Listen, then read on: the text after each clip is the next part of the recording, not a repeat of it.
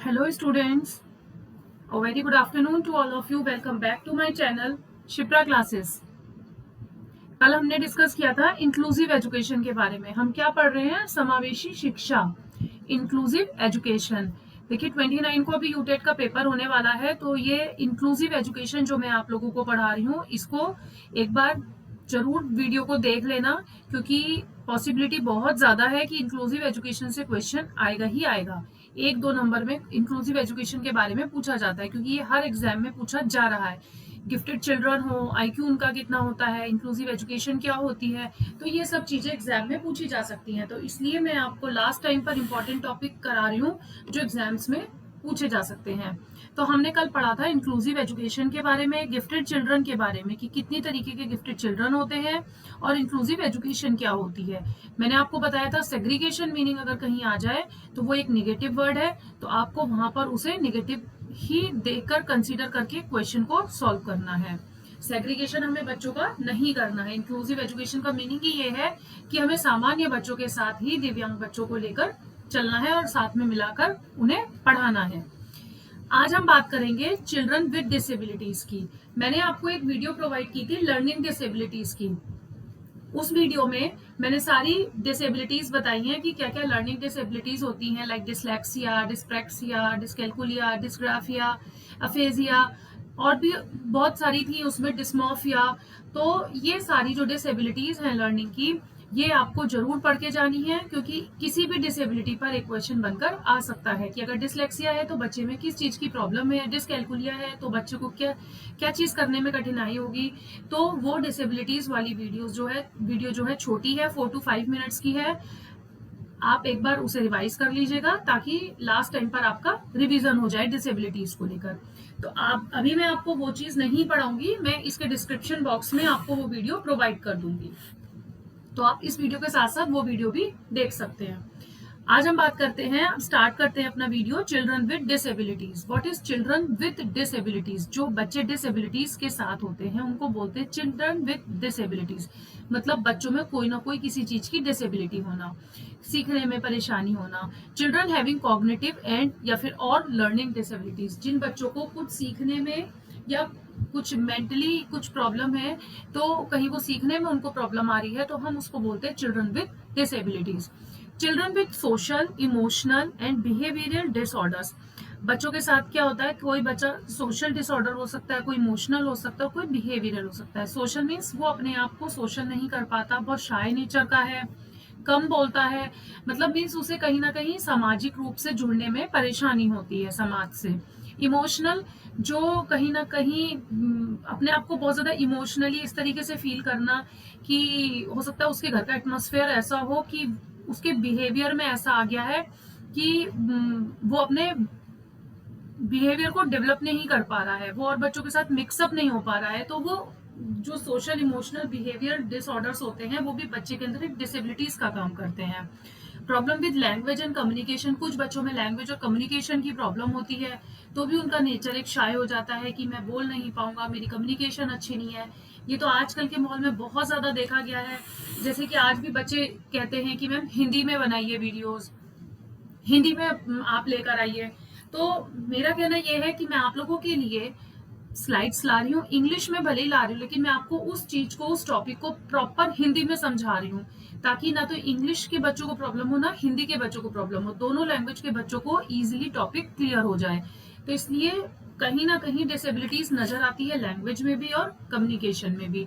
Children with visual and hearing impairment, कुछ बच्चों को देखने में लो विजन है तो उन्हें देखने में परेशानी होती है, कुछ को हियरिंग सुनने की परेशानी हो सकती है। फिजिकल प्रॉब्लम्स और orthopaedic disabilities, physical problem means कुछ फिजिकल कुछ दिक्कत है उन्हें शारीरिक रूप से। ऑर्थोपेडिक मीन्स उनकी हड्डियों में परेशानी है, चलना फिरना नहीं सही से कर पाते हैं। तो ये सब जो होती हैं ये डिसेबिलिटीज के अंतर्गत आती हैं। अब हम नेक्स्ट टॉपिक देखते हैं कि डिसेबिलिटीज कितनी तरीके से हम डिफाइन कर सकते हैं। देखिए मैंने फिजिकल डिसेबिलिटी आपको बताई, शारीरिक क्षमता। विजुअल इम्पेयरमेंट, जिसे देखने में कठिनाई होती हो। स्पीच और लैंग्वेज डिसेबिलिटीज, जिसे बोलने में और लैंग्वेज में परेशानी, भाषा में परेशानी होती हो।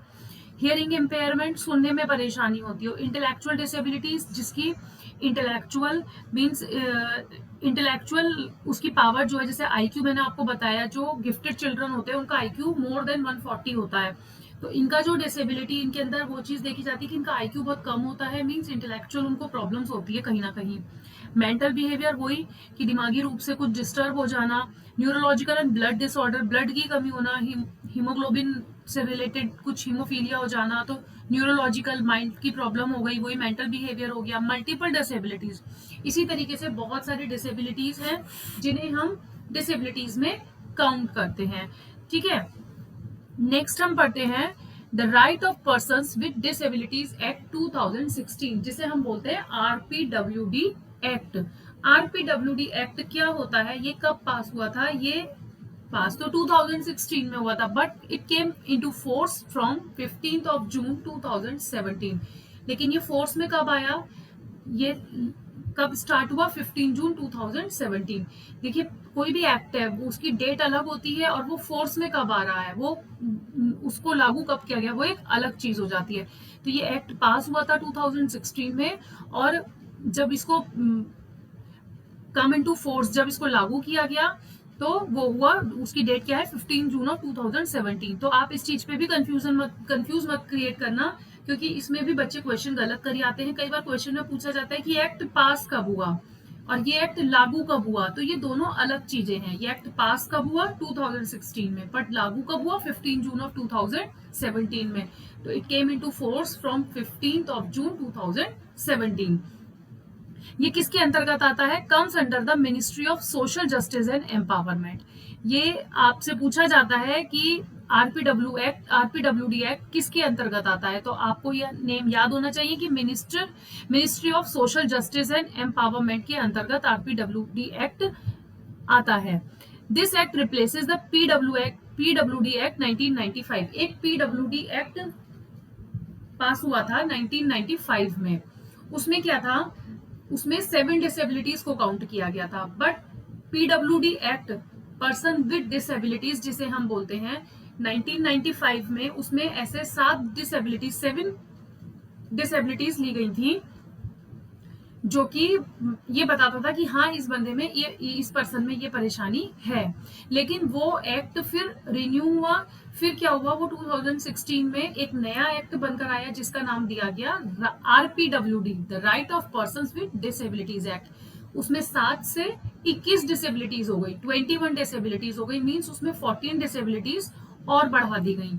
डिसेबिलिटीज कब काउंट होती हैं? अगर आपकी बॉडी में, जैसे कि अगर हम विजन चेक कराने जा रहे हैं तो डॉक्टर कह दे कि 40% से ज्यादा आपका विजन खत्म हो चुका है, तब आपको, अगर आप कहीं कोई गवर्नमेंट जॉब के लिए अप्लाई कर रहे हैं, कोई भी कहीं कुछ अप्लाई करना है, तो अगर आपको वहां पे डिसेबिलिटीज के लिए काउंट किया जाएगा, तो आपको तभी काउंट किया जाएगा कि वो 40% से ज्यादा आपकी विजन खराब हो चुकी है या आपकी हड्डियों में 40% से ज्यादा दिक्कत है, तभी उसको आरपीडब्ल्यूडी एक्ट के अंतर्गत माना जाता है। तो इस तरीके से 21 डिसेबिलिटीज हैं जो आरपीडब्ल्यूडी एक्ट के अंतर्गत आती हैं। देखिए, ये पीडब्ल्यूडी जो है, definition of person with disabilities, हम पीडब्ल्यूडी की अगर बात करें तो वो क्या है? Person with disabilities, equal opportunities, protection of rights and full participation, PWD act 1995। PWD क्या होता है कि हर बच्चे को एक इक्वल अपॉर्चुनिटी, जैसे कि मैं एग्जाम्पल दूं, कोई बच्चा स्कूल में एडमिशन के लिए जा रहा है या कोई पर्सन जॉब के लिए अप्लाई कर रहा है, दोनों चीजों को अगर हम एग्जाम्पल के तौर पे समझे तो क्या होगा कि हर बच्चे को इक्वल अपॉर्चुनिटी मिलेगी, हर पर्सन को जॉब में इक्वल अपॉर्चुनिटी मिलेगी। बट उसमें क्या होगा, अगर आपको कोई डिसेबिलिटीज है, ब्लाइंडनेस है, लो विजन है, ये 7 डिसेबिलिटीज हैं जो कि पीडब्ल्यूडी के अंतर्गत पहले आती थी 1995 के अंतर्गत, लेकिन अभी ये 7 से कितनी हो गई है? 21, जिसमें 14 और ऐड कर दी गई हैं। तो अगर आपको हियरिंग इम्पेयरमेंट है तो आप जाकर ये कहेंगे मुझे हियरिंग इम्पेयरमेंट है, तो मुझे डिसेबिलिटीज में काउंट करके मुझे उसका सॉल्यूशन दीजिए या मुझे उस कैटेगरी में रखिए, तो ऐसा नहीं होता है। आपको क्या होगा, डॉक्टर के पास जाकर प्रॉपर उसके सर्टिफिकेट तैयार होंगे कि हाँ, आपको ये प्रॉब्लम है और आपकी 40% या उससे ज्यादा आपको हियरिंग इम्पेयरमेंट है, तब आपको उस डिसेबिलिटी के अंतर्गत माना जाएगा। तो इस तरीके से एक blindness, first one is blindness. सबको पता है ब्लाइंडनेस क्या होती है, कि आपको दिखाई नहीं देना, लो विजन, कम दिखाई देना। Leprosy cured, hearing impairment, locomotor disabilities means motor skills जिसे बोलते हैं हम, हाथ पैरों में परेशानी, हाथ पैरों से काम कम होना, हड्डियों में प्रॉब्लम होना, मेंटल रिटार्डेशन, कुछ मेंटल प्रॉब्लम है, मेंटल इलनेस, आप कहीं ना कहीं आपको मेंटली कोई ना कोई परेशानी है। तो where is person with disability suffering from not less than 40%। मैंने आपको बताया ना कि अगर 40% से कम है तो आपको वो पर्सन जो है वो डिसेबिलिटीज में काउंट नहीं होगा। अगर 40 या उससे परसेंट से ज्यादा है तब आप उस डिसेबिलिटी के अंतर्गत माने जाएंगे।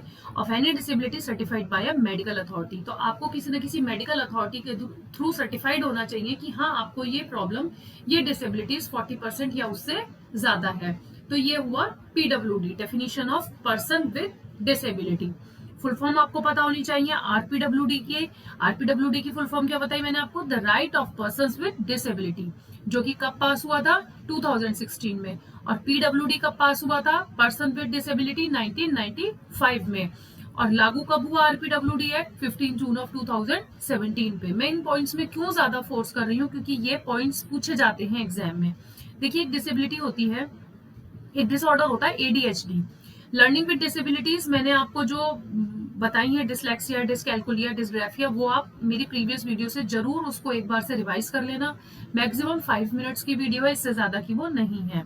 Attention deficit hyper activity disorder, एक तो सबसे पहले इसकी फुल फॉर्म पूछी जाती है कि what is the full form of ADHD. तो you know very well, you should know very well what is the full form of ADHD. A for attention, D for deficit, H for hyperactivity and D for disorder.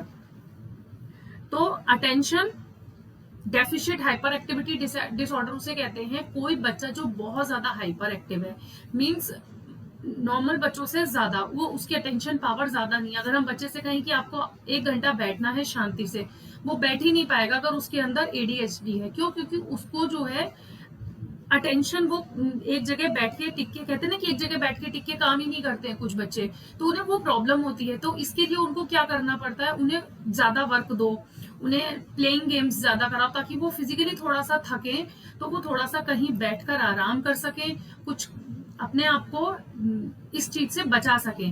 Means कि अगर किसी से कहा जाए, किसी person से कहा जाए, हमसे भी अगर कहा जाए कि आप कितनी देर बैठकर अटेंशन चुपचाप बैठ सकते हैं, मीन्स कितना आपके अंदर स्टेमिना है कि आप आधे घंटे बैठ सकते हैं या 4 घंटे बैठ सकते हैं। तो हर किसी की अपनी एक वो है अटेंशन पावर कि हाँ हम इतनी देर बैठ के पढ़ सकते हैं। 40 मिनट सपोज टू भी, कोई बच्चा 40 मिनट से ज्यादा पढ़ाई में अटेंशन नहीं दे पाता। कोई बच्चा होता है वो 2 घंटे भी बैठ के आराम से पढ़ लेता है। तो जो हाइपर एक्टिव बच्चे होते हैं उनको ये डिसऑर्डर होता है कि वो हमेशा हाइपर एक्टिव रहते हैं, वो कहीं भी अपना कॉन्सेंट्रेट एक तरीके से नहीं बना पाते हैं। तो उनकी कॉन्सेंट्रेशन को बनाने के लिए हमें उन्हें ज्यादा वर्क देना होता है ताकि वो प्रॉपर कॉन्सेंट्रेशन बना पाए और हर काम में अपना अटेंशन दे पाए। तो ये हुआ एडीएचडी। तो आज हमने बात करी डिसेबिलिटीज के बारे में, पीडब्ल्यूडी, आरपीडब्ल्यूडी एक्ट के बारे में, एडीएचडी की फुल फॉर्म जानी, और लर्निंग विद जो डिसेबिलिटीज हैं बाकी वो आप मेरी प्रीवियस वीडियो से एक बार कंप्लीट पढ़ लीजिएगा। और आज के लिए हम इतना ही रखते हैं। अगर आपको मेरी वीडियोस पसंद आ रही हैं then do like, share and subscribe. Thank you for watching.